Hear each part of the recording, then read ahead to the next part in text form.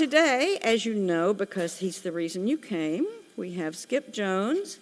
Skip he built houses for 30 years.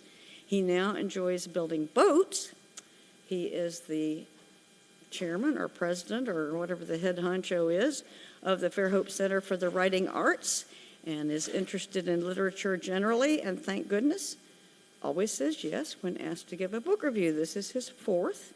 So please help me welcome Skip Jones.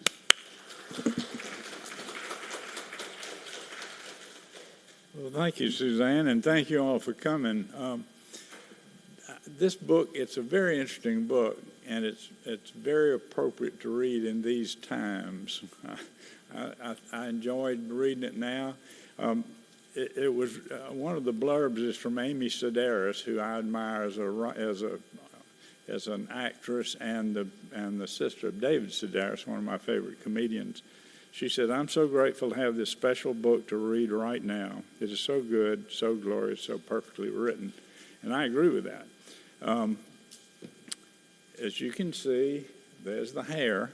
And we'll talk a little bit about hares and how they're different from rabbits in a few minutes. But the book was published in 2024, and it's subtitled A Memoir, which usually would describe a story or part of the story of somebody's life. But this mostly describes the story of a hare's life and the author, how she responded to it, it's very interesting. It was extremely popular immediately after it was published and spent 2 weeks on the New York Times bestseller list. Chloe Dalton is a writer, a political advisor, a foreign policy specialist. She has advised and written for numerous prominent figures in the English political scene. She divides her time normally between London and international travels with her political advisory role. The pandemic forced her to leave London and go to a little cottage that she had restored in the English countryside. And it's this is the frontispiece of the book, showing the little cottage. There's a field bent down below and woods up above, and importantly, there's a stone fence around the cottage, which figures into the way the hare and the little hares exist with her. But the illustrations, including this, are by a woman named Denise Nestor, and I think we'll see those as we go along, but Denise, of course, did this. And this is a photograph of a European brown hare. You can kind of remember that as we look at the illustrations through the book. She starts off by describing that she trudges through the fields around her little cottage. As she does that, she's otherwise preoccupied. She said, "I barely noticed the landscape around me. My gaze was thoroughly overseas. I would stomp around the fields, cold and irritated, thinking about my work. But setting out on one morning, she hears a dog barking and a man shouting, and then along her lane she discovers a tiny leveret." Now, I didn't know this, but leveret is the name of a baby hare.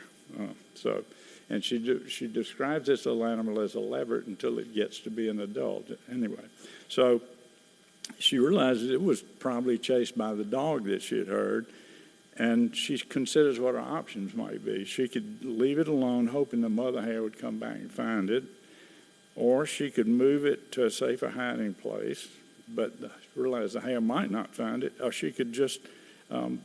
she said, well, the hare may have been caught by that dog. But anyway, she decides to leave it and let the hare find it. But she comes back in the evening and finds it still there.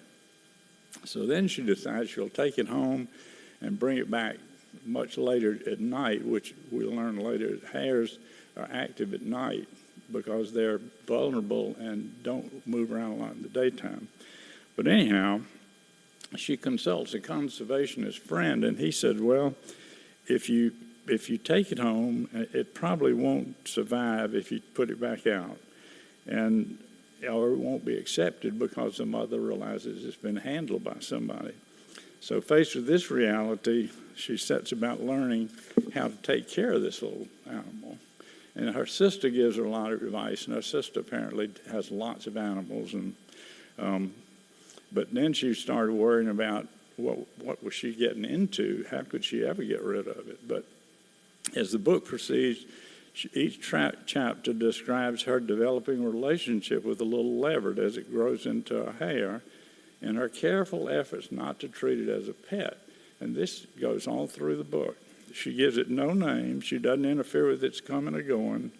And she gets more accustomed to, as it gets more accustomed to her cottage, she says it sits and observes her with a sidelong look. I thought the sidelong look was coming up. But in addition, now she starts sharing a lot of information about hares. We learned that her hare is a European brown hare, one of 30 species. And Britain has lost over 80% of their hare population in the last 100 years, so not a lot of hares left. But her research into caring for the little leveret produced mostly information on hunting and cooking hares. That's population decline, easily explained by that. But by chance, she discovered that the poet William Cowper, when he was suffering from what he describes as dejection of spirits in 1774, was given a hare as a companion. And he wrote epitaph on a hare and describes the hare's diet. And this is from his poem.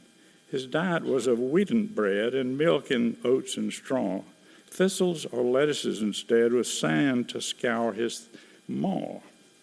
So that's how she found out about what to feed the hare from the 1770 poem. But it's also, she describes that the hare's reputation is variable, but generally speaking, in the old days, hares were thought to be unpredictable and not, they were evil. In the 13th century, witches were thought to run around disguised as hares. But then on the other hand, in the Egyptians, Buddhists thought they revered hares. In Canada, some indigenous traditions had the great hare as integral to the creation of the earth. And of course, hare's feet would bring good luck. She wraps all this whole chapter about what hares are supposed to be or not, saying, "To me, the young leveret seemed still too small a creature to bear the weight of so much history, superstition, and expectation, and I resolved just to take it as I found it." So I thought it was interesting. So at this point, the hare is about 4 months old and spends every night in the cottage and doesn't move, doesn't get past the wall. But one evening, she sees it jump over the wall and disappear into the field. And she reflects at that point on the fact that she'd raised it with the goal to return it to the wild, and then she could return to London. So the way seemed cleared for that. But she reflected on that and she said she sobbed.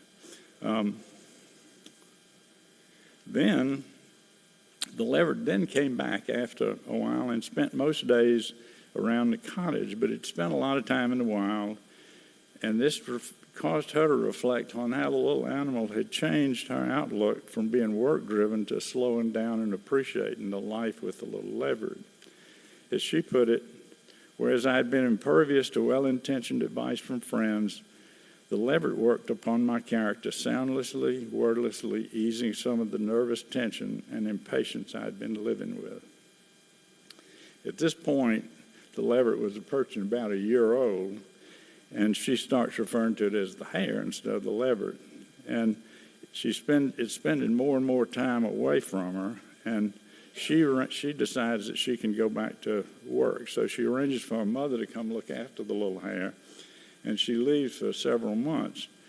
But to keep up with what the hare does in the time she's gone, she puts cameras all around the cottage, and she watches it every day on her travels. But before she got back, a little bit before she got back, the hare disappeared and stayed gone and wasn't there when she got back.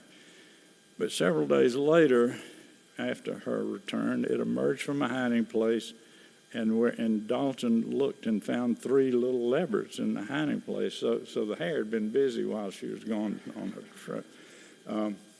But I mean, the illustrator of this book, I think, is just remarkable. There's just so much character in these little pictures of the little hares. She describes watching the 3 leopards just develop in her cottage garden, and then they get mature enough to leave and be on their own. She marvels at the opportunity she had to almost witness their birth, and to witness their development and return to the wild. And meanwhile, the mother hare remained a companion for her. Several months later, the hare began acting strange and aloof until one afternoon she disappeared into the cottage. Later, Dalton noticed the hare in her office behind the curtains. And the hare moved away and left the cottage, and so Dalton went over and looked behind the curtain and found 2 tiny leopards. This was several months after the first 3 had come and gone. But she marveled at how the hare had come to trust her enough to give birth inside the cottage, and she nursed the little leopards inside the cottage rather than outside. In a few weeks, she had to make another business trip and returned about 3 weeks after that to discover yet another little leveret being nursed by the hare in the garden. And this leads to a whole chapter on what Dalton calls superfectation, which I'd never heard of, and it's where some mammals, including hares, and I think, I don't remember the other ones, but you can have 2 fetuses in the same uterus at different ages. And she goes on quite a bit about that, but I'm not going to go on quite a bit about it. But anyway, that's apparently what happened. This last little leveret was being conceived at the same time the 2 were there. But the new little one didn't last very long and died from no apparent cause, and Dalton thinks it probably was from the simultaneous pregnancy. And she closes the chapter about all that by saying, "My lasting memory of the little leveret is of a small, graceful creature staring at the setting sun." And that's she's so enamored of these little animals that she works so hard not to make pets of. It's really surprising. Then she has a chapter that she titles "Blood in the Harvest," which is a little gruesome part of that, where a neighboring farmer harvests a nearby potato field with a big machine that digs up the potatoes and disks the field up at the same time. And she realizes watching this thing that there are probably lots of animals in the field, because she had seen her little hare go into this field and she'd seen other little hares. And so she goes out in the field and finds quite a few little hares that have been mutilated by the machine. And this kind of gets her off the track of just the hares and starts talking about the damage that humans do. Damage that the humans do to the environment and to animals, and especially to animals. But that chapter was a little different from all of her affectionate descriptions of the hare's activities and the effect on her. But it was an interesting comment on how farming and all kind of other things that we do displace animals and change the environment significantly. Then in the last chapter, she reflects on her 3 years' experience with the hares and the little leverets and how it changed her life.